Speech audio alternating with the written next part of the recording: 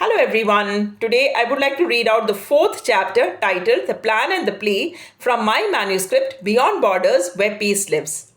The wind drifted away gently, carrying the land back to where it belonged. That night, the scribe of the land and water, the author of their shared story, began drafting their tale. She wrote, reviewed, and rechecked each word. This wasn't just any story, it was a story about the planet and its people, a responsibility too sacred to be taken lightly. She recorded every instance with care, waiting to share the narrative with the land and the wind. As the night slowly draped the sky with a scattering of stars, her anticipation grew. It was time for their nightly gathering. The little wind once again became the trusted transport, carrying the scattered pieces of land to their meeting place, the lady's window. The lady greeted them with a smile. She watered the land gently, her way of saying, Welcome home. This was their place of peace, but this peace was short lived. That very night, cross border firing began again between the soldiers of A land and B land.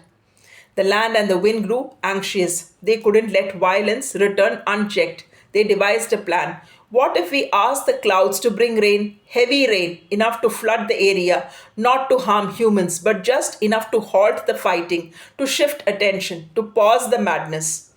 The clouds, merciful and wise, agreed, and so the rain poured down heavily, relentlessly. The land flooded. The crossfire ceased. Amid the rising waters, soldiers from both sides found themselves with no shelter except a small cave. Nature had offered a new ground, not for war, but for survival. And in that moment of chaos, something unexpected happened. Soldiers from both enemy lands began saving each other. One hand reached out to pull another towards safety. Food was shared. Wounds were tended. No one asked for nationality. They were just humans. They did not worry about the borders. Inside the cave, they didn't speak of war. They strategized on how to help the land now devastated by the flood.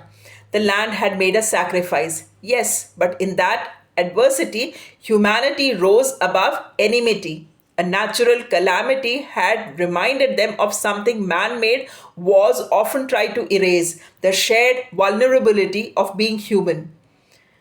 The lady captured the entire event in her writing with the hope that it would one day be remembered as a moment in history, a moment where every human stood for another, not just to save themselves, but to protect others. Barriers of nationality, caste, and creed dissolved in the face of shared struggle.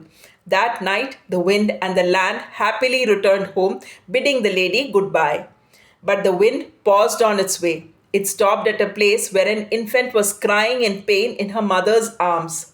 The mother, helpless and desperate, ran from pillar to post seeking help. She belonged to Eland, a war torn country where survival left itself had become a battle.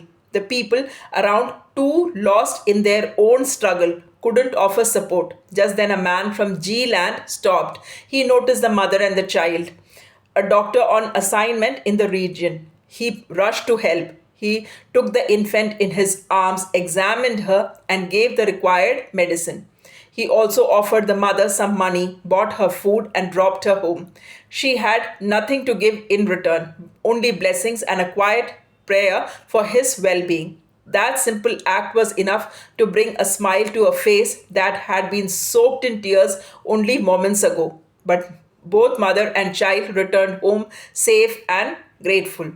Meanwhile, Elan wept as he watched the suffering unfold on his soil. There was no greenery left. Children cried from hunger. There were no schools, no jobs. All natural resources had been destroyed by its own people in the name of hatred. The wind consoled Elan gently. Don't cry, it whispered. We'll ask the clouds to bring rain to your land. Elan sighed. How would that help? My people fear even stepping out of their homes amidst all this conflict. At least with rain, the wind said, your land can become fertile again. It looks so dry now. Maybe it can offer your people new hope. That day, heavy rain blessed the land. People came out in the open, feeling the drops on their skin.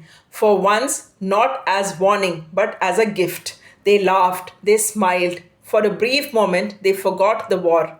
It rained hope that day, and for the first time in a long time, the land E smiled again, and so did its people. That's all for the day. Do let me know your thoughts about the story by writing in the comment section. Thanks for watching and thanks for your time.